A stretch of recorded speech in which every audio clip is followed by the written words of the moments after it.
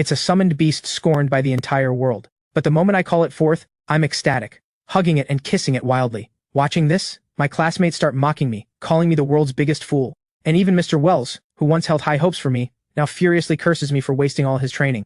I just smile silently, turn around, and sell every single thing I own, trading it all for 10,000 pounds of monster meat to feed my puppy, activating the hidden talent buried deep inside it. I stroke its little head, and a contract notification rings out in my mind. Loyalty, never betray. Initiate soul bond? I resolutely choose yes. My soul feels like it's being ripped apart. I scream and collapse to the ground. The classmates around me think I can't handle the blow, and they pile on with mockery. My girlfriend Willow, the school beauty, walks over too, with a hint of apology and softly says, "The college trial is the only chance for ordinary families like ours to climb the ladder. Liam, the Lancer Knight, has just agreed to team up with me, so I won't be going with you." I get up casually and reply, "No problem." Hearing that light, simple answer, the words of explanation she had prepared get stuck in her throat. A feeling of being unimportant rises in her heart, and she snorts coldly, turning and walking away without a shred of pity. The girls beside her shoot disgusted looks at me. She's just pretending to be calm. "Willow, you didn't do anything wrong.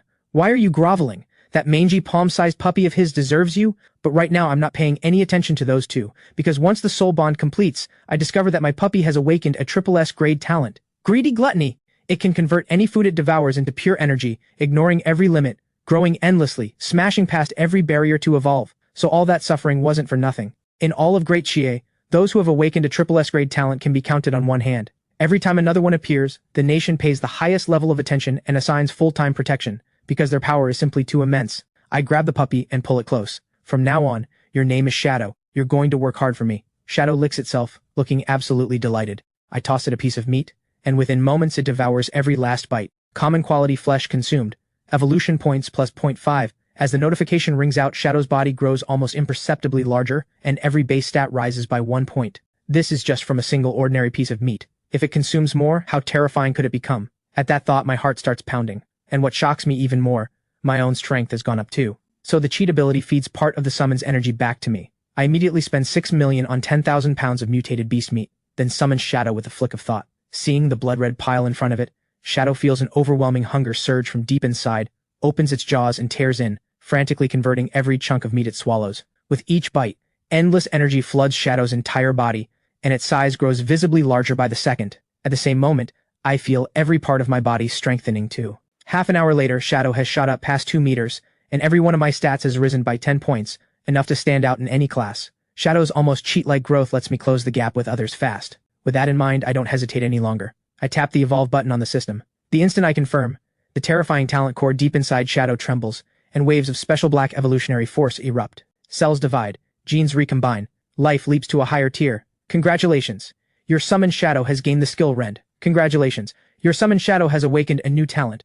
Titan form. Triples body size, increases strength and defense by 300%, and decreases speed by 50%. After this evolution, every one of Shadow's stats has broken past 50 points, and that's only at level 1. Even top-tier summons can't compare. Humans divide summons into 4 ranks, low, mid, high, and top, and the standard is talent. S grade equals high tier, double S equals top tier. As for summons with triple S grade talent, none has ever appeared in Great Chie. I take Shadow home to rest, ready to see what monsters show up at tomorrow's college trial. The next day, countless exam takers gather in the plaza, and Mr. Wells is going over the details of entering the dungeon. This year's college trial throws students from several top high schools together, and the pressure is at a fever pitch. Liam, once full of confidence, is now drenched in nervous sweat. "Ethan, are you really still showing up? Just give up. Save yourself the embarrassment. There's a saying, if you never compete, you can keep telling yourself you never lost." The one talking is Aaron. Beside him stands Willow in her mage robe, slim and graceful. Clearly they're teammates. I can't be bothered. As a bell rings out, 4 bronze gates swing open simultaneously, and waves of cold, ghostly air pour from the cracks.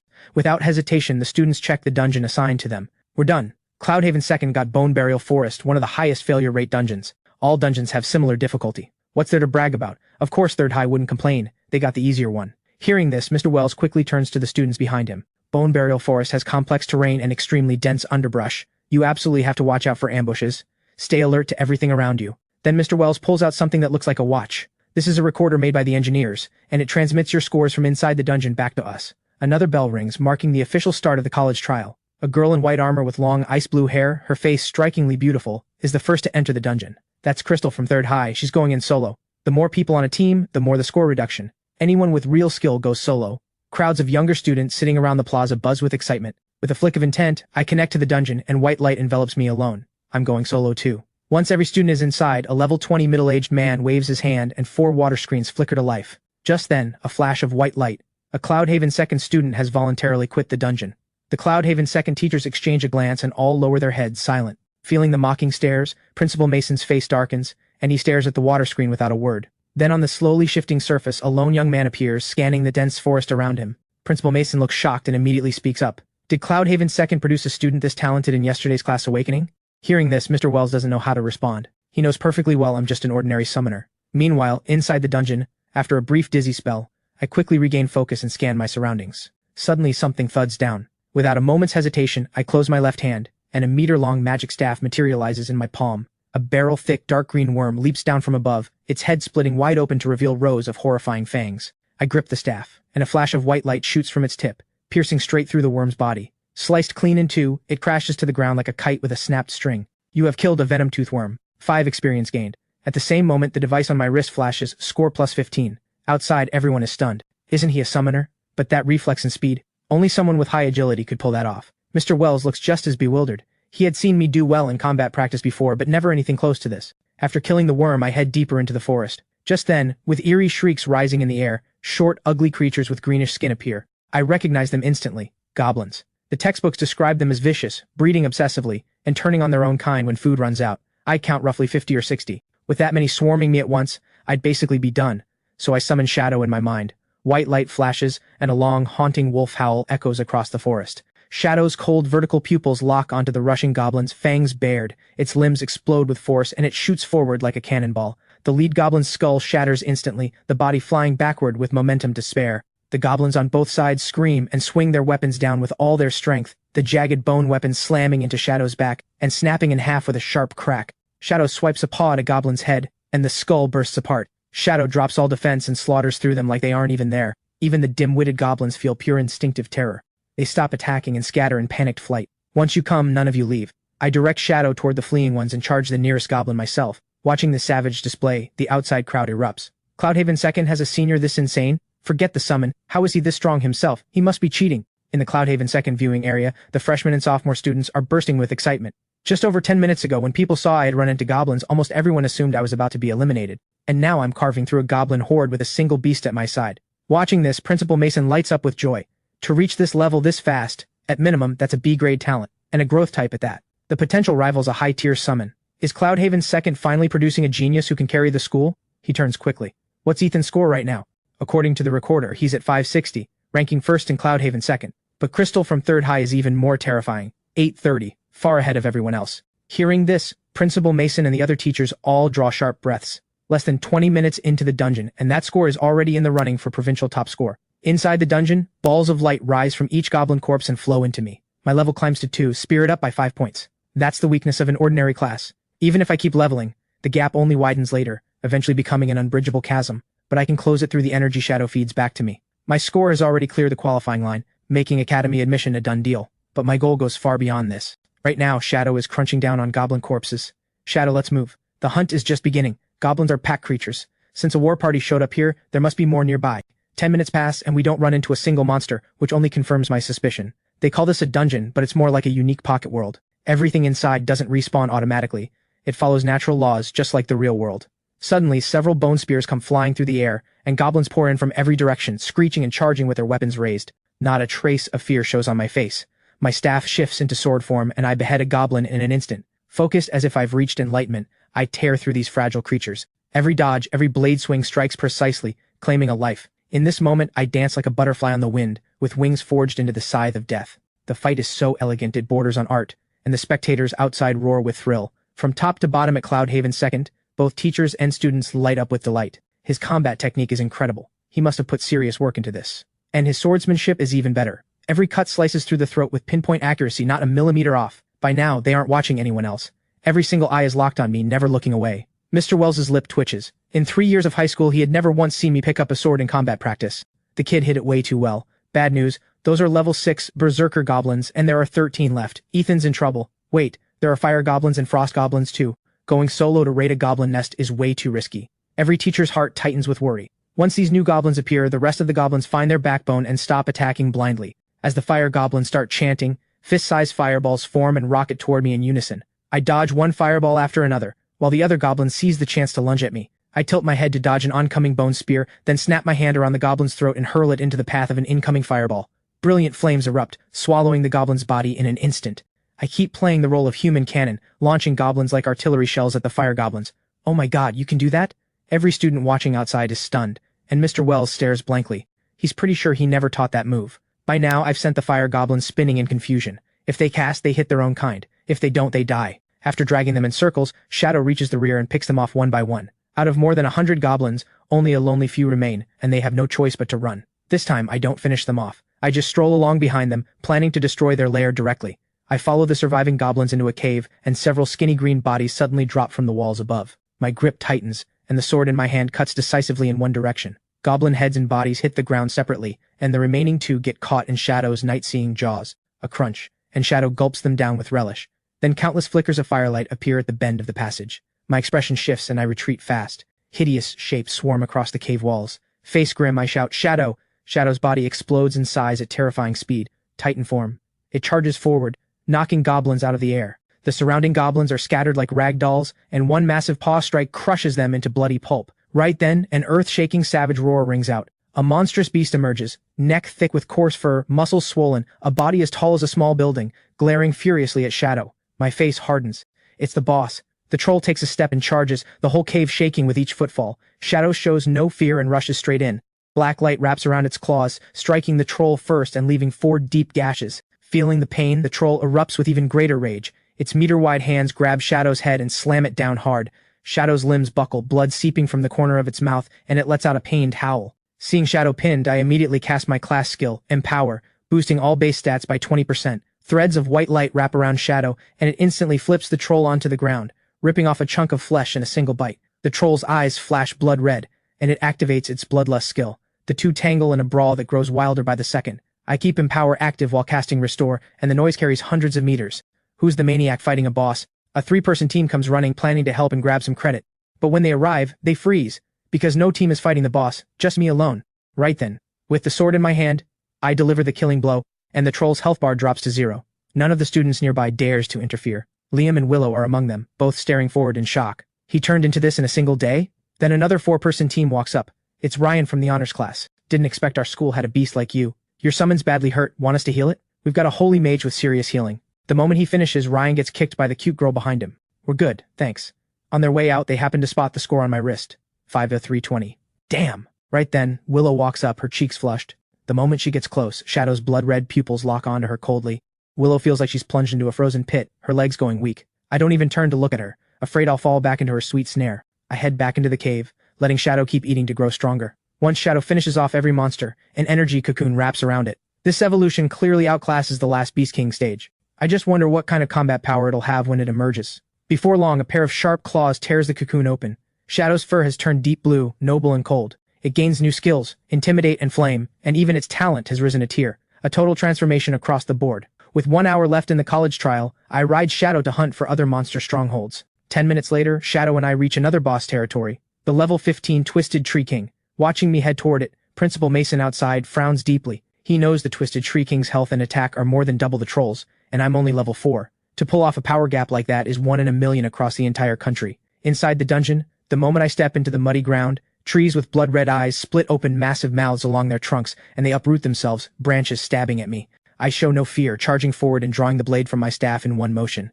In the blink of an eye, I swing 5 times, fast enough to leave after images, and the branches fall to the ground severed. My gaze turns cold. In 3 quick strides, I close in on the treant, thrusting my blade straight into its split mouth. Sap floods out of the gaping wound, and the treant's health bar drops to 0. It crashes to the ground. Witnessing their kin's death, the surrounding treants snarl and close in. Just then, Shadow roars with fury, ripping the nearest treant apart with a single swipe. Then pitch-black flames erupt from inside it, spreading across its body and leaping to the other treants. The treants shriek and writhe in terror, but no matter how hard they struggle, they can't extinguish the pitch-black flames. Flames that burn by devouring their very life force. I'm a little stunned myself. Shadow's flame attribute is absolutely insane. Soon the treants are reduced to ash in the black inferno. The pitch-black flames return to Shadow's body. The flames basically let Shadow skip the eating step entirely and absorb energy directly. In no time at all, Shadow and I both gain a level, and my score shoots up to 7,120. Suddenly the ground bursts apart, and arm-thick golden branches lash out to strangle us. A furious, ferocious roar comes from the distance. Hundreds of treants escort a 100-meter-tall tree king as it slowly emerges. I quietly take a step back. Even with all my base stats now over 50 points, going up against that thing would probably kill me.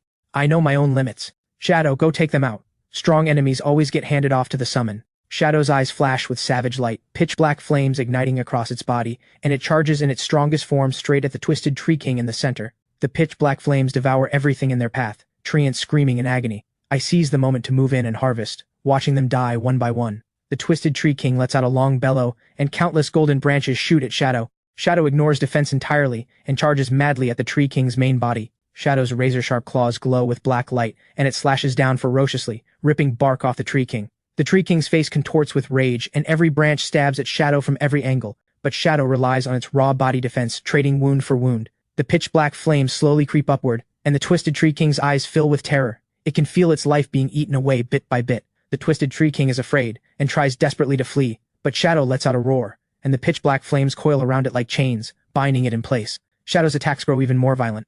Ryan and his 3 teammates, who arrive to help, swallow hard, their faces full of awe. A level 15 second-tier twisted tree king is being completely overwhelmed. Seeing them surprises me too. Then a huge crashing sound rings out. The twisted tree king falls. White light rises off me, my level climbs to 8, and my recorder score jumps another 3,000. The remaining treants are yours, all 4 of you. This score is way too easy to get. Sasha's mouth falls open slightly. Their scores have hit the minimum admission threshold for an elite academy in just over 10 minutes. Every time we faced a monster before, we gave it everything, but Ethan's Shadow is just too intimidating. No matter how we kill these treants, not one of them dares to turn back. By now, all the pitch-black flames have returned to Shadow's body. In its normal form, Shadow has grown to 7 meters, and all my base stats have broken 70 points. My level has just hit 10. Time for the first class advancement. This college trial is over. The dungeon starts forcibly teleporting students out, and crowds bathed in white light return to the broad plaza, where roaring cheers welcome them. Shadow's 7-meter form crouches steady beside me. He actually did it. First place! Principal Mason and the teachers flush red with excitement. It's terrifying. He's incredibly strong himself too. To kill that many monsters as a summoner on this scale is unheard of. Wells, you've got yourself one hell of a student. Come on, let's go meet Ethan. Principal Mason can hardly wait and pulls them along. At the edge of the plaza on the other side, Willow's face has gone pale with regret. She had quit the dungeon an hour earlier, got eliminated, and her score won't even get her into a higher academy. At that thought, Willow's eyes flash with venom. Meanwhile, Crystal is surrounded by Third High's teachers and principal, and they sigh among themselves. Cloudhaven Second got insanely lucky, producing a monster prodigy like that. Yeah. Crystal, don't get discouraged. Your 19,500 is already amazing. I'm fine. Then Crystal glances toward Cloudhaven Second's direction, looking thoughtful. Just then, the provincial leaderboard comes out. No question, I'm in first place. Shadow really is a freak of nature. Not only does its growth have no ceiling, but its combat power keeps climbing terrifyingly with every evolution. I've already started looking forward to the next summon. Back home, I share the news with Lily and Mom, and the 1 million Huaxia coins for being provincial first hits my account. From now on, Mom and Lily won't have to keep scraping by. I head to my room to prepare for the class advancement, which requires clearing a random dungeon.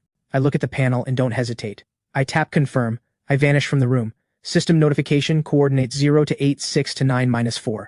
This is a world riddled with holes on the verge of collapse where humanity's last spark is about to go out. Can you bring salvation or destruction? System notification, optional task 1. Eliminate 1,000 calamity beasts. Protect the survivors when possible. Optional task 2. Help the mother calamity devour everything to evolve. Total participants, 10. Time limit, 24 hours. You cannot voluntarily return to Blue Star. System notification, optional task 1. Eliminate 1,000 calamity beasts. Protect the survivors when possible. Optional task 2. Help the mother calamity. Total participants, 10. Time limit, 24 hours. You cannot voluntarily return to Blue Star. Without warning, I appear in the middle of a ruined wasteland. I frown slightly, and without a second thought, I pick task 1. If the mother calamity devours everything, what does my shadow eat? Right at that moment, a figure goes flying through a glass doorway nearby, and countless shards rain down with a petite girl who falls to the ground. A blood-red, skinless crawling calamity beast bursts out of the dim hall, lunging at her. The girl strains to reach for the longsword beside her, but she's a step too slow. The terror of death floods her chest, and her hands instinctively shield her face. Just then a flash of swordlight cuts through. The crawling calamity beast's head separates, and the body in midair loses balance and crashes to the ground. Hello, I'm Ethan. I'm Robin. I'm just about to ask her about this world, when a sharp female voice calls out, "Something's wrong, everyone fall back!" Robin's face changes instantly, and she grabs me to leave. Sure enough, before she finishes, a car comes flying straight at us from a distance. I yank hard, throwing Robin behind me, and brace my staff in front to take the hit head-on. The massive impact sends me skidding back over 10 meters before I stop. Robin's face twists with panic, and she runs over despite the pain. "Are you okay?" I steady the surging blood in my chest and shake my head. Then I look ahead. In front of us stands a two-legged calamity beast covered in jagged spikes. It's a blade demon. We can't get away. Robin's eyes are grim, her fingers tightening around her sword hilt. The blade demon walks faster, and the next instant the ground caves under its feet as it bursts forward. Before Robin can react, a figure flashes past her, meeting it head-on. I pull the blade from my staff, and it clashes against the blade demon's razor arm with a clear, ringing sound. The blade demon shrieks and swings its other blade arm at my head. I knock it back hard and shout, "Robin, give me your sword!" Hearing this, Robin grabs the hilt without hesitation and tosses it over. The blade demon takes it as a challenge, charging in with both blade arms whirling wildly. I'm not afraid in the slightest, a sword in one hand, a blade in the other. In a matter of seconds, we exchange dozens of blows, fast enough to leave after images. After more than 1,000 exchanges, I find an opening.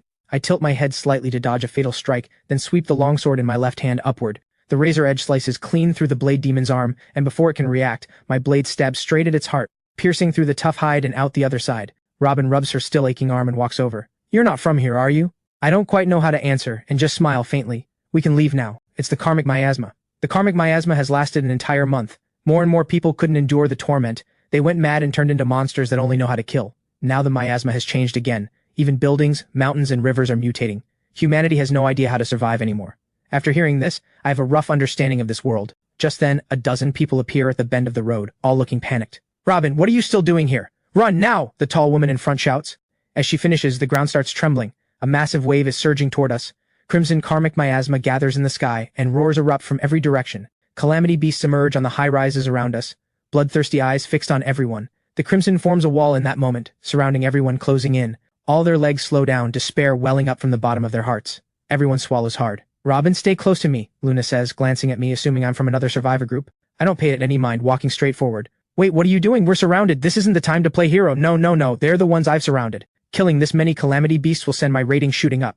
Shadow. In a blaze of white light, the 7-meter shadow appears in an instant, its roar shaking the heavens. Shadow's vertical pupils stare coldly at the wave of calamity beasts ahead, then it shifts straight into Titan form, exploding to 28 meters, taller than some of the buildings. Shadow's limbs slam down, splitting the ground in countless cracks, and like a missile, it charges into the calamity beast horde. Under the searing heat, every calamity beast lasts only seconds before dying in shrieks of agony, turning into nutrients. All those watching from behind freeze in shock. "Watch out!" Suddenly, a dozen or so calamity beasts charge toward us, and Luna immediately calls out the warning, her feet moving fast to support, but the next second she stops cold. She sees me not retreating, but advancing. A sword in one hand and a blade in the other, slicing through them like cutting cabbages. In a flash, every attacking calamity beast is dead. Luna's mouth drops open. There's not a single sign of mutation on me. I should be weak. Then Luna remembers something. Half a year ago, while scavenging supplies, she had come across people just like me, unmutated yet incredibly strong. Those people destroyed survivor hideouts, exposed the survivors to calamity beasts to be killed, and even broke the legs of those who tried to run. A pack of subhuman trash, and they had the nerve to tell me we're the same kind. That line, Luna has never forgotten. Ethan isn't like those people. He saved me twice. Robin quickly explains, sensing what Luna is thinking. "Doesn't matter, stay away from him. Right now he's pulling most of the calamity beast's attention. We'll break out while we can." Luna takes a deep breath, a flash of hatred in her eyes. But just as they start moving closer, a bolt of lightning crashes down. No one passes through here. A young man with golden hair, holding a book, walks out of the building. As the blonde mage chants, lightning balls form one after another. Right then, my expression changes sharply. I sweep my longsword sideways, and a dagger clangs against it. A delicately beautiful woman slowly materializes in front of me. Without hesitation, I cut my blade across her slim waist, but she vanishes, reappearing dozens of meters away, saying nothing. I plant my feet hard and charge at her. "Aren't you going to act yet?" As the words drop, a torrent of flames blasts out of a building, and we collide with sparks flying. The burly fire user inside the flames clicks his tongue. "You're really a summoner?" The scorching flames blast at my face, but my expression stays cold, and I knock him back with my blade. Players from different factions in a rebirth dungeon can't kill each other. Get caught and you're instantly wanted. But rebirth dungeons with faction divisions are the exception. I never thought someone would actually pick task 1. Doesn't Great Jia teach you how to choose to maximize survival in a rebirth dungeon? The calamity beasts clearly have the advantage. Anyone with half a brain would know what to pick. Watching the 6 of them treat me like prey caught in a trap, I just say calmly, "Have you all heard the saying? The best hunters always appear as prey. I drew you out so openly. Do you really think I came without a plan? You all spoke beautifully just now. As payment, allow me to host your funeral." I gradually start to smile. The dishes are served. Time for Shadow to feast. A savage roar rolls out in every direction. Pitch black flames spread across hundreds of meters, framing the giant black wolf. In an instant, it grows another 8 times larger, looking even more savage and terrifying. Every one of them feels deep dread shoot through their souls. Watching the giant black wolf charge at them, cold dread surges from the 4 of them's feet straight up to the crown of their heads, fear nearly breaking their minds. Just as Shadow's claws are about to come down, 3 of them manage to break through the panic and scatter in every direction. The unlucky last one doesn't even get a scream out. Shadow rips them apart in an instant. Seeing this, the rest break into cold sweat. They had assumed holding off the summon would be enough, but as a summoner, he has combat power equal to theirs. And this beast, beyond brutally tough and devastating, also has crowd control. Forget holding it off. Surviving 3 minutes against it is going to be tough. As Shadow charges at the next closest target, the blonde mage grits his teeth and quickly chants in some arcane tongue. Wild lightning weaves together, condensing into half-meter thick chains that wrap around Shadow's limbs and neck. Kill it now. I can only hold it for 10 seconds. Before he can finish, Shadow's right claw rips and the lightning chains shatter. How is this possible? That's my tier 1 talent. The blonde mage stares in shock. After I cast Empower, Shadow's strength climbs another notch. Seeing this, no one dares hold back. They throw out their trump cards. The woman in cyan splits into several shadows, stabbing at me from different angles. Suddenly, ice spikes form above her head, raining down, forcing her back step by step. A girl with ice-colored long hair walks gracefully forward, frost spreading along the ground around her. Every calamity beast that gets close turns to a statue. No surprise. I'll hold him off. The burly fire user surges forward in an inferno, the other 3 striking at the same time, trying to take me down in seconds. But just then a great roar rings out. Punks! My taunt is active! In an instant, all 3 of them turn around, glaring viciously at the big tank with the shield. Then the giant black wolf appears behind the 3 who have lost their reason. The next second, claws tear through them. 3 become 4 pieces. Then Shadow turns and slams its claws into a nearby building, sending countless stone shards at the woman in cyan. The shards rip through her clothes and pierce her skin. Shadow catches up in a flash, raises its claws and brings them down. The pitch-black flames swallow her body whole. On the other side, an ice storm suddenly explodes. Wherever it passes, buildings and life turn into ice statues. The burly fire user becomes an icicle on the spot. Now, of the 7 prey, only 1 remains. As everyone turns with killing intent, the blonde mage's face goes deathly pale. He fires off a wave of falling lightning and bolts. I dodge it all in a few quick movements, then with one swing of my longsword, the blonde mage's head and body part ways. Do you know about the Mother Calamity? It's a being that emerged from countless calamity beasts, gaining its own consciousness. You're going after the Mother Calamity? Killing it is the only way to get the highest rating, and it's the only thing that counts as bringing a sliver of salvation to this world. We meet again, Ethan. We meet again, Ethan. Holy crap, dude, you're the Eastern Sky Province valedictorian? No wonder you're this strong. Before I can answer, the big tank speaks up in shock. After chatting for a while, the 3 of us get more comfortable, and I learn the big tank's name is Roland. I tell them I plan to kill the Mother Calamity, and they don't even hesitate before agreeing. The 3 of us immediately set out for the city center. Soon we reach a bridge, and calamity beasts with red glowing eyes pour toward us in a frenzy. Shadow shoots out from the bridge, then crashes into the horde of calamity beasts flooding the entire road. Pitch black flames erupt. My face hardens. The Mother Calamity has noticed us. Crystal's eyes glow ice blue, like a cold, indifferent goddess. Sharp ice spikes form above her head, and at Crystal's thought, every spike rockets at the calamity beast wave coming from behind. Countless calamity beasts get pierced through, falling row by row like cut leaks. But more keep flooding in. Every calamity beast in the city is converging on this spot from every direction. I start feeling the pressure rise. Tens, even hundreds of millions of calamity beasts in this entire city. Even if we exhaust ourselves, we'll never finish them all. So I shout, cut off the head, the body falls. Shadow, go kill the Mother Calamity. Hearing this, Shadow turns and charges across the bridge. Across the bridge there's a dangerous presence, the Mother Calamity. The moment Shadow reaches the other side of the bridge, a 15-meter-long dark red tentacle bursts out of the mist and slams into it. Several buildings collapse as Shadow gets knocked through them, only stopping more than 20 meters away. Shadow roars, shaking the dust off, rising from the rubble of concrete and stones, its cold vertical pupils locked onto the Mother Calamity. A giant eyeball over 60 meters across, with countless smaller eyes, all of them staring back at Shadow. Pitch black flames erupt from Shadow as it launches its attack, body bursting forward. Under Shadow's all-out charge, the broken buildings shake violently. The countless eyes of the giant eyeball contract in unison, and 15 dark red tentacles whip out at Shadow. Shadow dodges what it can, and what it can't, it slashes with claws wrapped in black light, only to hear the sound of metal scraping. Suddenly, one of the dark red tentacles strikes Shadow, sending it flying backward. All the ground it gained in seconds erased. Before, Shadow had relied on Titanform's overwhelming strength and defense to crush enemies in close combat. But now, against the giant eyeball's tentacle attacks, none of that works. In a roar, the pitch black flames erupt without restraint, blistering heat blasting outward. Shadow shoots forward, its mana draining fast, making a do-or-die push. On my end, I'm getting tense. Through my soul connection with Shadow, I can faintly feel its life force ebbing. Now, Crystal suddenly opens her ice-blue eyes. Frost annihilation! In an instant, countless calamity beasts shatter into flying ice fragments. Seizing the opening, I make the call, go intercept the Mother Calamity. The only chance now is to get Shadow to evolve. Soon the 3 of us reach the city center. A roar comes from up ahead. We don't hesitate and run in, and quickly we see Shadow, gravely wounded, barely alive, but its claws still grip the ground tightly, refusing to retreat no matter how many tentacles strike, slowly, stubbornly walking forward. Seeing this, I run straight at Shadow. Shadow, devour these calamity beasts. At the same time I cast Restore and Empower. Faint white light glows over Shadow. Shadow's pupils tremble. With a roar, it knocks back the dark red tentacles and charges into the calamity beast wave. Pitch black flames bloom like a lotus, instantly spreading. The giant eyeball senses the problem and immediately gives the order for all calamity beasts to stay clear. But it's too late. Endless pitch black flames carry the devoured energy back into Shadow's body. Without hesitation, I tap Evolve on the panel, and a terrifying surge of black power erupts from deep within Shadow, bursting outward in a pillar of pitch black light that shoots into the sky. Shadow's body grows past 100 meters in an instant. System notification, congratulations.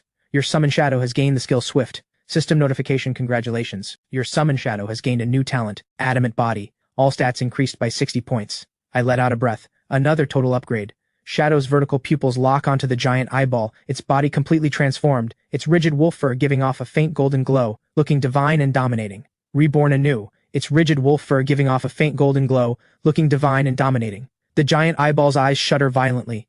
The instant the black power explodes outward, it's frozen still by the terrifying aura of all-devouring hunger. But what follows is endless rage. It can devour and evolve too. It's the one meant to become the strongest. The thickest dark red tentacles whip out in unison, the air booming with the force. Shadow stands like a mountain, unmoving. 15 dark red tentacles lash against it, and only the golden glow trembles slightly. The pitch-black flames fuse with gluttony and titan form erupt in an instant. The pitch-black flames form a 400-meter-tall shadow of a savage beast, and a kilometer-wide area instantly becomes a sea of black fire. Shadow charges right up to the giant eyeball. As its claws raise, the massive beast Shadow's claws raise too, and the claws of condensed pitch-black flames slash down. Several of the giant eyeball's eyes go blind in an instant, a cry of agony tearing out. Its tentacles whip wildly at Shadow but can't deal any damage. The giant eyeball roars and rapidly absorbs karmic miasma into itself. In an instant, its body bloats another full size, and the dark red tentacles start growing countless sharp barbs. This was originally the power it had saved for evolving to the next life tier. Now it has to use it ahead of schedule. Dark red tentacles surround Shadow from every direction. The two attack each other furiously, the ground shaking non-stop, roars echoing across the sky. Hours later, only Shadow still stands on the ruins, the giant eyeball's countless eyes gone dark, its entire body slowly devoured by the pitch-black flames. At this, Crystal and I both start to smile. Killing the Mother Calamity, plus thousands of calamity beasts, the rating we earn will absolutely be sky-high. The next day, with a flash of light, the three of us vanish from where we stand. Time's up. Beginning settlement based on your performance. Total calamity beast killed, 8560. Mother Calamity successfully killed. Congratulations, your rating is perfect. Class advanced to Summoner Swordsman, rare and unique. Description: a strange class born because of you. Congratulations on learning a new class skill, Spell Sword Manifest. Skill effect: a blade existing between the real and the unreal, ignoring all physical defense and dealing one mental wound. Looking at the panel, I'm a little stunned. It ignores physical defense and directly wounds the target's mind, meaning, as long as the opponent has no mental defense, they can be sliced down in an instant. This skill is genuinely terrifying. A blade with countless intricate patterns appears in my hand, and my mental energy drains completely as I form it. I shake my head and put the spell sword away. Looks like this skill can only be used as a trump card. I smile faintly and open my phone. After accepting friend requests from Roland and Crystal, I see a message from Mr. Wells. The recruiters from the elite academies will arrive at 2 o'clock today. You'd better come to the school. I think for a moment, nothing else going on, so I get up and head out immediately. At Cloudhaven 2nd, Mr. Wells is waiting at the school gate. The moment he sees me, he hurries over. You finally made it. This time, all 5 elite academies have sent recruiters to Cloudhaven 2nd. It's unprecedented in Cloudhaven City. I follow Mr. Wells to the office. Mr. Wells pulls a dragon-shaped soul ring from the drawer. This contains the Academy's reward. Inside are the equipment and skill book you need. My eyes light up. These are exactly what I need. My old palm sword, an ordinary grade weapon, has endured too many high-intensity battles. It is already broken. I take the soul ring and send my consciousness inside. 2 streams of information surface in an instant. The first is the Sky Power Staff Blade. In Sky Sword form, it gains elite empowerment, capable of cutting through anything. In Sky Staff form, it gains the Aura of Wisdom, continuously restoring mental energy and amplifying any skill effect by 50%. The second is a skill book, Blink Step, which lets the user cross any distance within 100 meters in a single instant. Looking at this gear and skill book, I am thoroughly satisfied. Around 2 o'clock, a private vehicle stops at Cloudhaven's 2nd high, and several men and women step out. Principal Mason looks grave. He steps forward without any negligence. Anyone qualified to teach at an elite academy is at minimum a 5th-class advancement professional. Even a city mayor must treat them with full courtesy. We arrive at the reception room. Mr. Finch lounges casually in his seat and asks lightly, "Where is Ethan?" The door opens, and I walk in with Mr. Wells. Mr. Finch looks me over from head to toe. Not bad. With looks like that, you belong at Skygate Academy. Mr. Ferris, sitting beside him, immediately bristles. Rumors out there are bad enough. Now Skygate is recruiting based on appearance? He turns to me and extends his offer. Ethan, choose Azure Heaven Academy. You can pick any 3 core resources you want as your enrollment gift. 3? What is this, charity for a beggar? I think you are questioning the weight of the Eastern Sky Province top scorer. Right, Ethan, she clearly looks down on you. Don't take her abuse. Principal Mason and Mr. Wells stand frozen at the spectacle. The atmosphere grows tense. Whoever steps forward to recruit gets attacked by the other four. The situation rapidly devolves into chaos. Mr. Finch draws a breath, looks at me, and suddenly speaks. You are at first-class advancement now. You probably haven't started summoning yet. If you join Skygate, I can apply directly upward on your behalf. Your Black Wolf has the growth talent.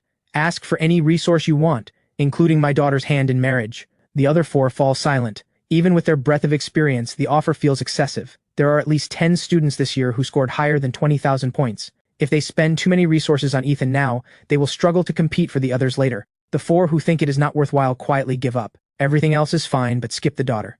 Mr. Finch's brow relaxes. He thinks to himself, good.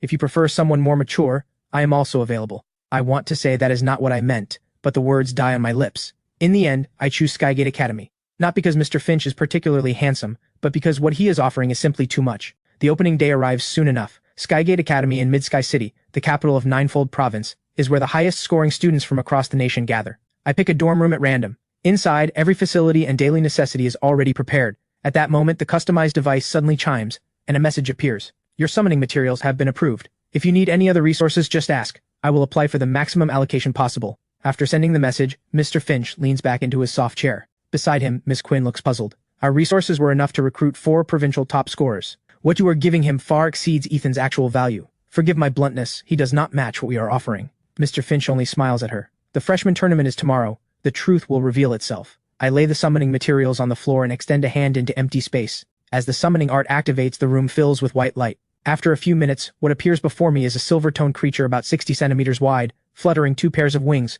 a silver moth. The corner of my mouth twitches. I quietly check its status panel. Summon Silver Moth. Level 10. Strength 1. Constitution 1. Agility 1. Magic 1. Total stats 4. Even weaker than Shadow at the start. I shake my head. This sets a new record for the weakest summon I have ever seen.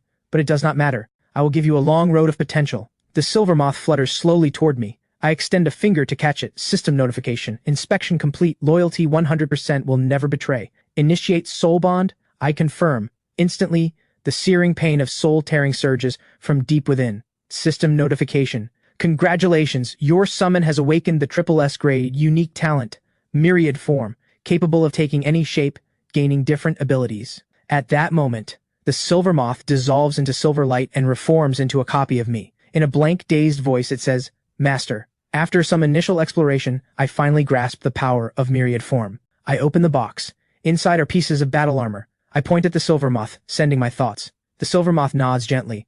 It dissolves into silver light and wraps around my arm.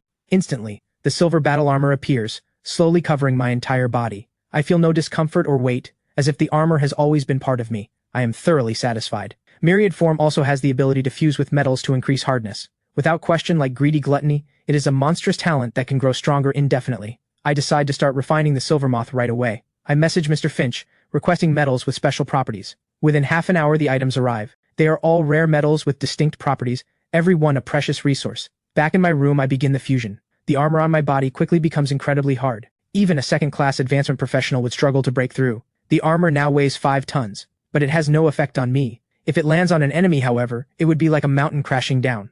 I head to the living room. The 3 roommates who heard the commotion look surprised. One man steps forward. Hi, I am Felix, second place in Qinyuan province. Don't tell me you got that just by luck pulling a strong summon. Felix earned a provincial top score with an ordinary class. That is an impressive achievement. The cold-faced man speaks dismissively. He is Damon. In my view, having a powerful summon proves that Ethan is special. Special? Just lucky. At the freshman tournament, I will show you the gulf between true geniuses and lucky players. Fine. See you there. Just as the argument is about to escalate, a voice spreads through the entire academy. All freshmen, gather at Skylark Plaza. So the freshman tournament has been moved up by half a month, and with more mutant beasts appearing outside the city, the academy plans to have us take on cleanup duty, Caleb says from the couch. Hearing this, I fall silent. I suddenly think of the Rebirth dungeon world. I did not expect Blue Star to face the same crisis so soon. As I think this, Damon's arrogant voice comes from the side. You came right on time, Ethan. I will crush you and prove that I am more worthy of the top score. Looking at his arrogant face, I smile. Then let's see who is on top, but it will be me crushing all of you. At Skygate Plaza, the new students gather one by one. The headmaster sighs, thinking to himself, the top 100 must be sent outside the city to clear mutant beasts. Under the pressure of death, they grow fast. The secretary behind him nods, holding a tablet. The freshman tournament, originally scheduled for half a month later, will be held in the large-scale rebirth dungeon, Riftmaw Canyon. This freshman tournament will determine your future resource allocation. After the announcement, the dungeon gate slowly opens. A powerful aura of monsters seeps out, sweeping across the plaza. Some people's legs go weak and their lips tremble. Roland anxiously searches the crowd for something. He soon spots me, the friend he has been thinking about. The tall Roland jogs over with a short-haired, gray-eyed girl. He had said he was applying to Skygate just like me, and I thought he was joking. I did not expect him to actually do it. "Ethan, this is my sister Rowan." "Hello?"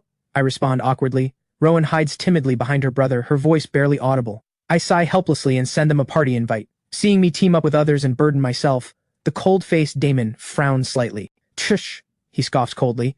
I do not respond. The three of us vanish on the spot. Soon all students enter the dungeon. An instructor waves and casts a waterwood projection.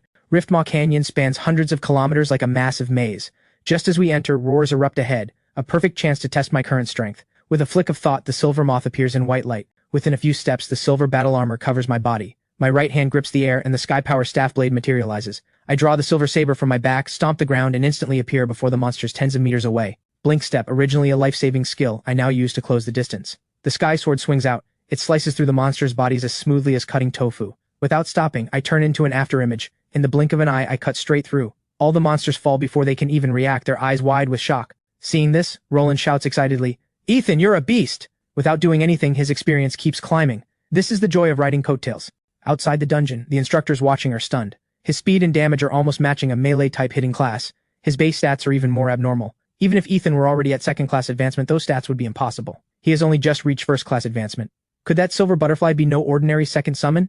It can even fuse with its master, boosting all attributes, a special summon. A summon that transforms into a weapon? I have never heard of such a thing. Even the seasoned instructors are surprised. Right now, the highest scorer among the dozen others has only 30% of his points. If that is all, his title as top scorer is in name only. He is your future son-in-law. What good does it do you to embarrass him? Mr. Finch is about to speak when a slap lands on the back of his head. He is left speechless. Inside the dungeon, my silver battle armor is already drenched in blood. I can one-shot these level 20 monsters. I must already be at the peak of second-class advancement. Even against a third-class advancement opponent, I could escape unharmed. At that moment, countless negative emotions flood my mind, trying to compel me to end my own life. Seeing me motionless, Roland quickly says, "Rowan, put away Soul Rain." Knowing her talent is strange, Rowan looks panicked and quickly puts it away. I smile and reassure her. "It is fine, this cannot affect me." I glance at the recorder. Only 120 points so far. That pace is too slow. To grow stronger quickly, I must take first place and earn the Academy's resource priority. Whether it is the Silver Moth or Shadow, both need massive resources. With that thought, I shift my mind. A massive violent demon wolf emerges from the white light, its terrifying howl echoing through the canyon. Seeing Shadow for the first time, Rowan shrinks and hides behind me. "Go, Shadow, devour every monster in this canyon." On command, Shadow's eyes turn fierce.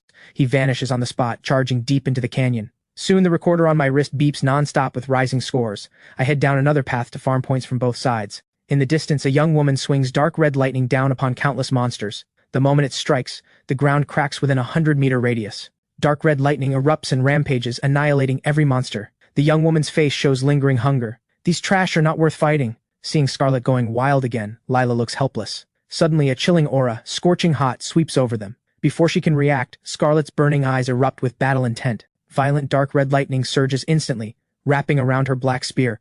As she stares at the charging black flame wolf and meets those vertical pupils, fear spreads through her. But quickly, Scarlet's gorgeous face twists into madness.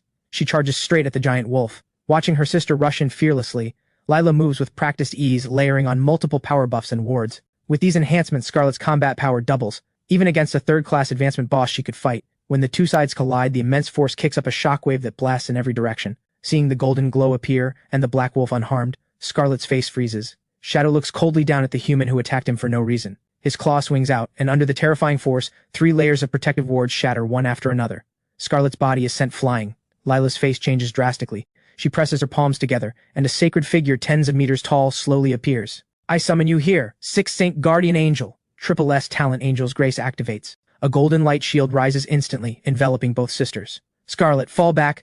Before she can finish, Shadow strides forward, raises his claw glowing with black light, and shreds the golden shield in an instant. He gives them a cold glance, then walks past, paying them no further attention. Outside, dead silence falls.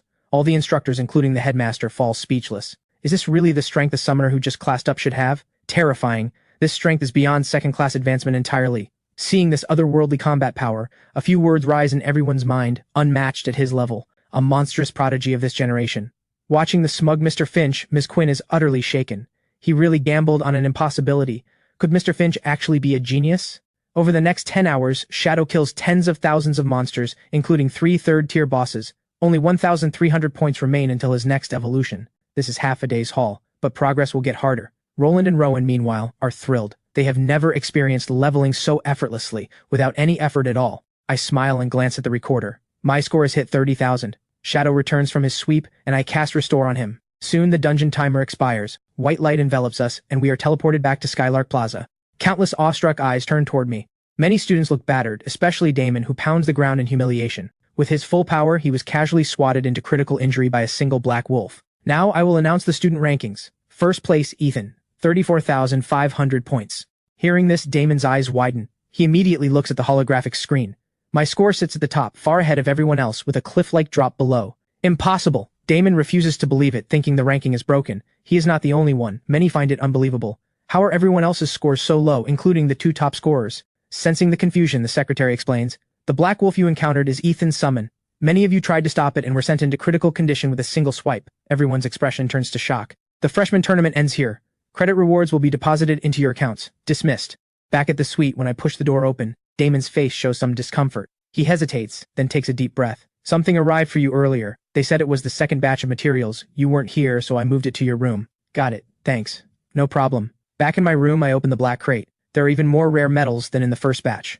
Once the silver moth fuses with enough metal, even Shadow won't be able to break through, with a chance to gain various special properties. By then, it will not just be invincible defense. Combat power will also be terrifying. I have no intention of being a defenseless summoner. The weakness would be too obvious. Once targeted, many methods could easily kill me. After about 10 minutes, all the metals are fused. The hardness now resists even third-class advancement attacks, and the weight reaches a full 13 tons.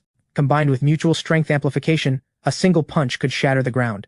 At that moment, the 50,000 credits for placing first arrive. After a moment of thought, I spend every credit on dozens of fruit-type resources. When the items arrive, I dump them all out, summon Shadow, and feed them to him. Soon, I feel waves of heat strengthening my body. Shadow grows steadily larger. Within minutes, he reaches 40 meters. After advancing to Summoner Swordsman, I gain an extra 5 strength per level. I have completely twisted the Summoner class, from a fragile mental stat caster who hides in the back into an offensive frontline class. Today is the official first day of school. All 4 of us roommates are placed in Class 1. On the way, I run into Roland and Rowan, also in Class 1. The moment we enter the classroom, many heads turn. Even now, they remain stunned. Crushing everyone with a single summon, that has never happened before. At that moment, 2 stunning twins enter through the door. Scarlet and Lila glance around briefly, then sit directly in front of me. At the same time, the tall Mr. Finch walks in, sweeps the room with his eyes, and speaks. I am Mr. Finch. I will be your homeroom teacher. That said, try not to bring me your problems, I am lazy. Then Mr. Finch's face turns serious. You are all province-level prodigies. You worked hard to enter this academy for better resources. Unfortunately, the alien race has spent decades laying their plans, and their advantage keeps growing. Before long, they will breach our defenses in one decisive strike. Every face fills with disbelief. Society currently runs smoothly. Entertainment industries are even thriving. The media reports that the situation has improved. No negative news appears online. Everything seems peaceful. And yet now we are told disaster is imminent. Reading their shock and confusion, Mr. Finch slowly continues. Doesn't it strike you as strange that you almost never see anyone above 5th class advancement in society? Even the military guarding an entire province has only 4th class advancement at best. Hearing this, the students think back carefully. Indeed, that is true. By rights, 5th class advancement should be common tier strength, not a dime a dozen, but certainly not so rare that none can be found online or in daily life. Suddenly, a terrifying thought forms in their minds. Graduates from elite academies are at least 4th class advancement, and most of them go to the front lines without hesitation. Their sacrifice is what keeps the rear safe. Mr. Finch continues. News like this, which would cause panic, is naturally banned by every nation. That is why many born as commoners have no idea such things are happening. What matters more now is that mutant beast populations are growing. If we fail to contain them, by the time the alien race notices, they will launch their full assault early. Mr. Finch looks over the students. So the time has come for us to stand up. Every academy is sending its best students to military bases to reduce the mutant beast population. Whoever volunteers for the mutant beast reduction operation, please stand. Instantly, the classroom fills with the sound of chairs being pushed back. I do not hesitate at all. Seeing this, Roland and Rowan also stand immediately. Fighting mutant beasts was always going to happen. It has just come sooner. Gradually, only half the class remains seated. The corner of Mr. Finch's mouth lifts. Half the class volunteering already exceeds expectations. Everyone who is going, move out. We are heading to the military base. Wait, do we have to go too? Yes, everyone in this class is in the top 100 of the freshman cohort, all considered top prospects. You all have to go. The reason I waited until now is because the military intends to mark the volunteers as priority candidates. If you truly cannot find the courage, there's a second option. Leave Skygate Academy. Half of the 20-some hesitating students immediately stand. Mr. Finch leads the group out of Skygate Academy. Dozens of military trucks wait at the gate, with stern soldiers standing by. As all the students board, the once bustling Skygate Academy becomes empty. Inside the truck, Mr. Finch picks up a file and speaks. Our destination is Hengduan Military Base, 900 kilometers from Midski City. Beyond it lies the 100 Lotus Mountains, which spans hundreds of thousands of kilometers. Heaven's Vision has detected tens of thousands of level 30 mutant beasts on just the outer rim. Go deeper, and level 40 and level 50 beasts are just as numerous. You only need to clear the outer rim. For a long time, the front lines have relied on technology to trade few for many, just barely holding off the assault. But for some reason, their attacks have grown more ferocious recently. Day and night, from every direction, they strike the defense line. So for this mutant beast cleanup, the front lines have no capacity to help. After 8 or 9 hours, the trucks come to a stop. The thick steel doors swing open. Soldiers in black combat uniforms stand in a line, clearly waiting for our arrival. They all salute in unison, making the students suddenly drop their casual demeanor. Everyone follow me to the mission counter. Along the way, everyone looks around. The military base is vast, surrounded by gun turrets, heavily defended. Soon we reach the mission counter where a female soldier hands out black smart wristbands to everyone. They look similar to the recorders from the college trial, but with added mission and map functions, plus a rescue button. One tap, and the military base knows the situation immediately, dispatching personnel for rescue. Anyone nearby also receives the alert immediately and can respond first. The smart wristband chimes. Welcome to Aria, happy to serve you. For this mutant beast cleanup operation, each student must accept and complete at least one mission per day. You've not yet met today's quota. Please accept a mission at the counter as soon as possible. I stride to the screen displaying countless missions, scanning briefly. Better to play it safe and take a few normal missions requiring third-class advancement. Suddenly, I feel eyes on me. I turn and see Roland and Rowan, who have followed me the entire time, watching me with pleading eyes. With their strength, the wilderness will be brutal. I smile. I will see this through to the end. They nod repeatedly, gratitude practically pouring from their eyes. Watching this, Felix, who had planned to invite Rowan, stops in his tracks. His teeth feel a little sour. The wilderness is dangerous. Anything could happen. How about we look out for each other? Find someone else. Logan looks at him with disdain and leaves with a support classmate after picking his mission. Caleb, we are combat-type hidden classes after all. Don't be such a coward. Find some reliable people to team up with. If you have to, hit the rescue button. If we are nearby, we will pick you up. Felix suddenly feels malice in the air. Soon I have selected 3 missions, clearing a berserk black ape, a twin-fanged tiger, and a blood-scale crocodile, all 200 kilometers away. Mutant beast locations are tracked by array masters who modified eye of observation drones, performing a carpet search to locate them. Mutant beasts are territorial and normally do not stray far from their nests.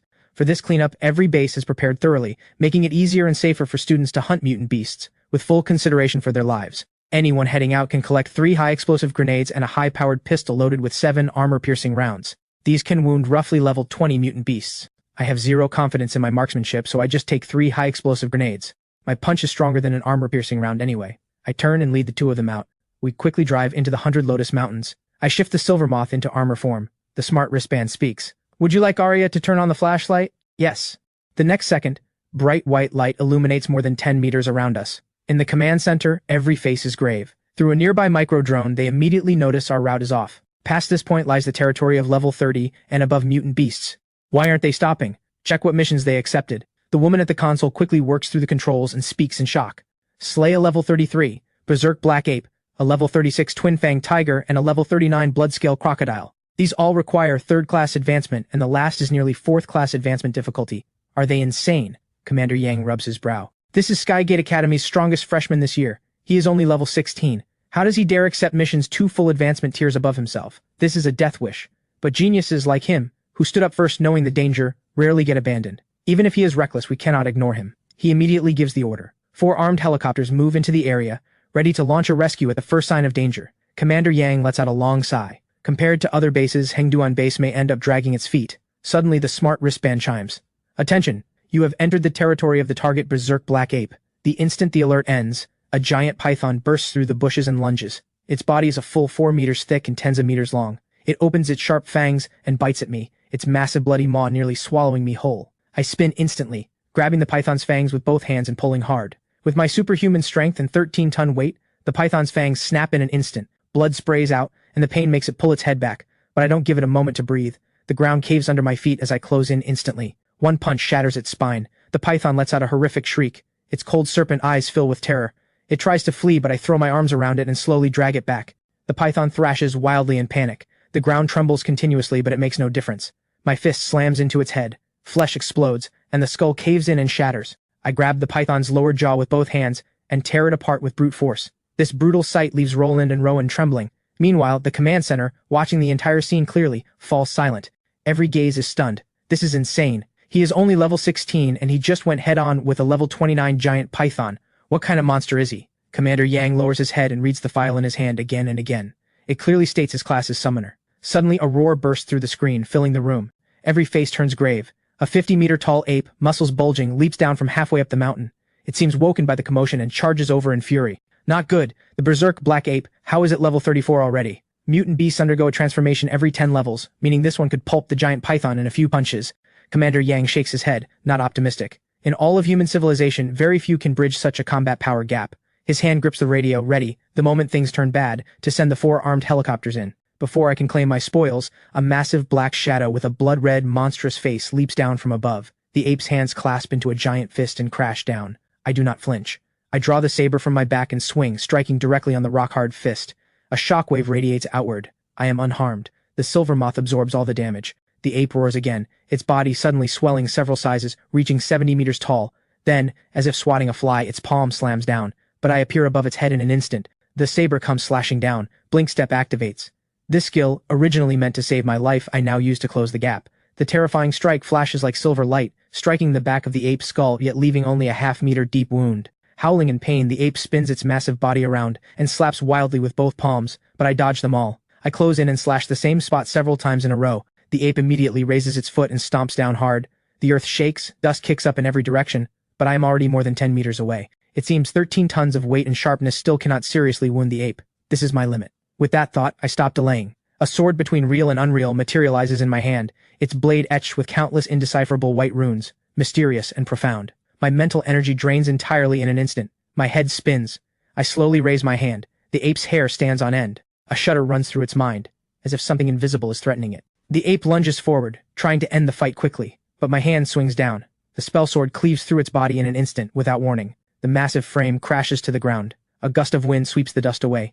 Its body still lives, but its mind has shattered and died. I have killed it instantly. I withdraw the spell sword. Fortunately, the berserk black ape's aura was fierce enough that nearby mutant beasts dare not approach, and the battle ended quickly. Watching this, the armed helicopters in the distance slowly turn and fly away. The entire command center is silent. Everyone stares blankly at the screen, not even understanding what just happened. Commander Yang thinks for a moment, and quickly realizes this must be a mental trauma skill. Such skills are extremely rare, but what truly amazes him is my own terrifying combat power, actually able to leap an 18-level gap and tank the berserk black ape unharmed. The key point is that this is not a burst technique, but appears to be his baseline strength. That is the most terrifying part. Those monsters who can leap a tier to defeat enemies invariably rely on a burst or an ultimate skill, not a constant state. Though both can produce major power gaps, the difference is enormous. If he can sustain this state continuously, with 2-tier combat power, he would become a nightmare for the alien race on the front lines. With that thought, Commander Yang's heart races, overjoyed. He strides out of the command center, enters a small inconspicuous room, and shuts the door. He activates layers of concealment arrays,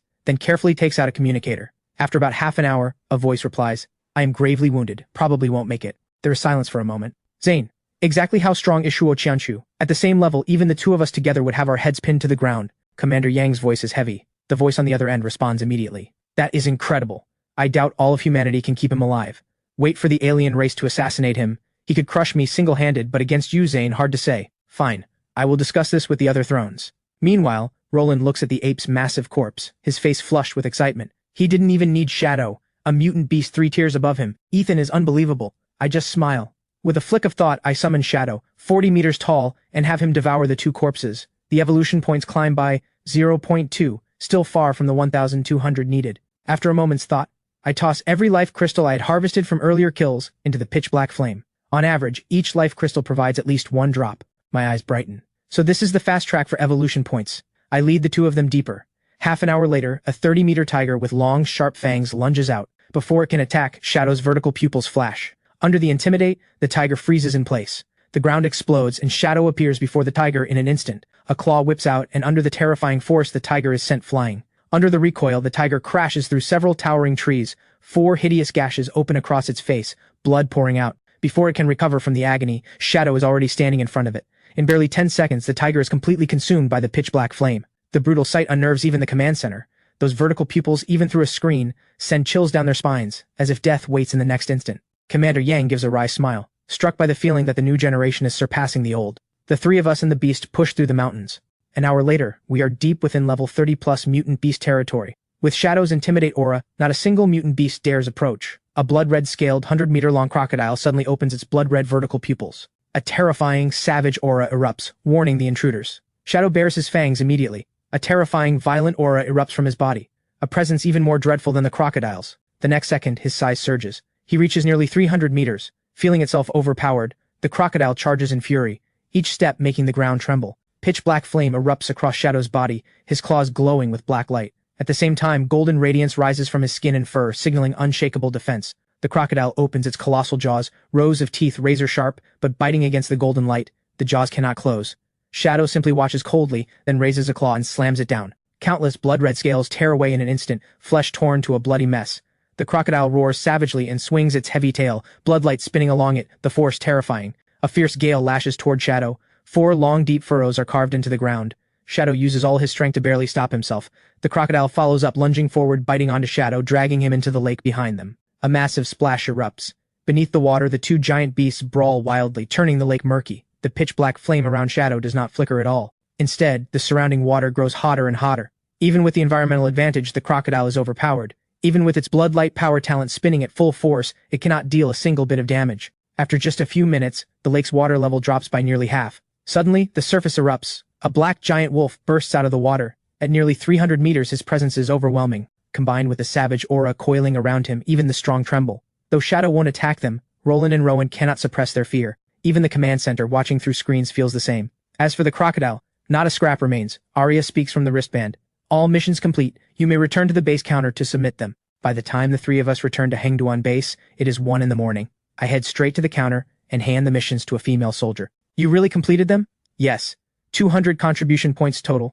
Since you operated as a party, how do you want to split them? Pull up the Arya recordings as proof. Following her ratio, I transfer the points to them. I glance at Roland and Rowan. Not only do they offer no help, they cannot properly train themselves either. It is time to find them a more suitable team. Shortly after I leave, a line of text flashes across the counter's main screen. Skygate Academy first year, level 16 summoner. Contribution points, 100. Rank, 1245. Not just at Hengduan base. The same line of text appears at every base hosting multiple academies. At this moment, many students at the counters look surprised. Who is this guy?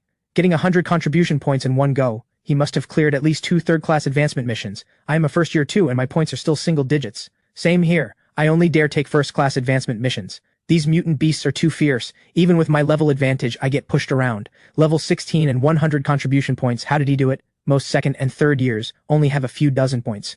And very few first years even reach double digits. The reason for the shock is that he is only level 16. A first year. Yet he leapt 2 full advancement tiers and successfully killed 2 mutant beasts above level 30. At Roxiang base, Mr. Ferris is discussing how to kill a level 60 beast on the outer rim. Suddenly seeing the name on the ranking, he pauses. Impossible. Hearing his outburst, several instructors follow his gaze. Hey Ferris, you know this student? A first year hitting 100 contribution points on day 1. A bit much, isn't it? He is the recruit I told you about. The one we missed. Mr. Finch grabbed him first, otherwise he might have been ours at Northrun. Hearing this, the instructors realize who it is. The same prodigy as before. But someone soon shakes his head. Still, he must have had a strong senior carry him. Otherwise, on his own, there is no way he gets 100 points in one run. True, but that kind of behavior is wrong. Beyond preventing a mutant beast outbreak, this cleanup is about self-training. Right. Times are urgent. Building real strength should be the priority. Chasing rankings is useless. Mr. Ferris also lets out a long sigh. He had high hopes for me. This level 33 heavy-armored lizard took serious effort to kill, Xander says flatly. Mr. Ferris's mouth twitches. He is genuinely impressed. Killing a level 33 mutant beast at level 17. This year's prodigies just keep coming. Don't worry, sir. This may be the year of the Prodigy Tournament, but with me here, I am unmatched. I will crush every rival and ascend to the throne of humanity. Xander glances over and sees the instructors all covering their faces in silence. Then he spots the name on the big screen, and his face freezes. He absolutely cannot believe it. Impossible! Absolutely impossible! How can anyone be fiercer than me? 100 contribution points. Even counting that heavy armored lizard I killed, it cannot match this. Seeing Xander questioning everything, Mr. Ferris speaks helplessly. We just discussed it. He probably had a senior carrying him. Don't worry about it. Got it. I'm heading out then. Xander relaxes immediately.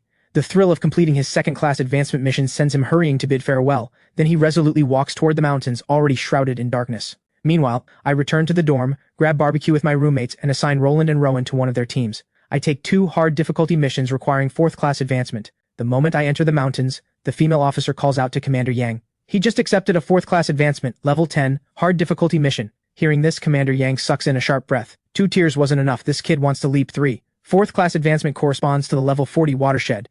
Even if our armed helicopters fired off every round, they couldn't scratch a level 40 mutant beast. Notify the Skygate instructors and have one tail him. I am worried about Ethan. The message goes through the smart wristband to the 3 Skygate instructors stationed at Hengduan base. After receiving it, they discuss briefly and ultimately send Ms. Quinn. The moment Ethan presses the rescue button, support will arrive immediately. Meanwhile, through countless trees and vines, a black, giant wolf races through. About an hour later, we reach the mission target. The massive level 44 three-headed serpent is hissing in warning. I silently extend my hand. A translucent, mysterious sword over a meter long materializes. As I slowly raise and swing my hand, the 3-headed serpent's eyes flicker. It senses death. The next second, the left serpent head lets out a piercing scream and collapses limply on the rocks. The other 2 heads nudge it a few times, find no signs of life, and panic. I command Shadow to attack. On command, Shadow roars. His body surges to nearly 300 meters, pitch-black flame rising across his body. Feeling the terrifying aura, the 3-headed serpent opens its mouth and spews purple venom. Shadow tanks it head-on, jaws wide open, clamping onto the middle head and slamming it into the ground, rolling violently. Watching its companion savagely torn apart, the other head roars and bares its fangs, biting through the golden light, sinking into Shadow's flesh. Venom floods his bloodstream and organs in an instant, but Titanform's constitution lets Shadow withstand the poison. Black light flares on his claws, and he smacks the biting serpent head away. At that moment, I draw the Sky Sword. My figure vanishes and reappears right in front of the 3-headed serpent's eye. The Sky Sword plunges into the eye. Under the agony, the serpent head shrieks. At the same time, a claw blazing with pitch-black flame swings down and slams it into the ground. But its 30-meter thick tail kicks up a roaring gale and lashes toward me. I raise my saber to block, but my body is sent flying like a missile crashing into the ground. Watching this, Shadow flies into a rage. His black glowing claw tears through the air with savage force. The hard scales tear like paper, leaving a meters-long, hideous wound. Shadow whips his head around and bites down on the neck of the remaining head, ripping wildly, as if to tear it clean off. The 200-meter beasts brawl together, soil explodes, giant trees collapse. I rise from the dust unharmed. The Silvermoth's defense remains as reliable as ever. Watching the 2 beasts grow more savage, I sit down on a nearby rock. All that is left is to wait for Shadow to grind it out. Not far away, a tall woman in white battle armor approaches silently. I quickly grab my saber. Silver light flashes and I swing in an instant, but my expression quickly turns to surprise. Miss Quinn nods, a little startled. The weight of the saber forces even her, a level 59 professional, to apply some force. Ms. Quinn, what brings you here? Faced with the question, Ms. Quinn calmly withdraws her slightly trembling fingers and answers flatly. Just passing by, heard the commotion and came to take a look. At that moment, a 30-meter serpent head crashes down from the sky with a thunderous boom. Dust rolls across the earth, and a savage roar carries for miles. Shadow stands atop the 3-headed serpent's corpse, pitch-black flame greedily consuming it, converting it into energy and evolution points. At over 300 meters, he looks like a true calamity beast. Ms. Quinn is shaken. Even from this distance, the violent aura, as if it would devour all life, makes her skin crawl. On the other side, even Commander Yang is excited. He really did it! My god, how can his combat power be this absurd? I think he's even stronger than that Triple S talent prodigy. Countless tongues of pitch-black flame drift through the air and merge into Shadow's body. He shrinks rapidly and lies down beside me to rest. Ms. Quinn checks in once and then leaves. Stay safe, I'm heading off. After confirming the route on the map, I climb onto Shadow and we set off again. After devouring the 3-headed serpent and its life crystal, Shadow grows another meter, and his evolution points jump by 10.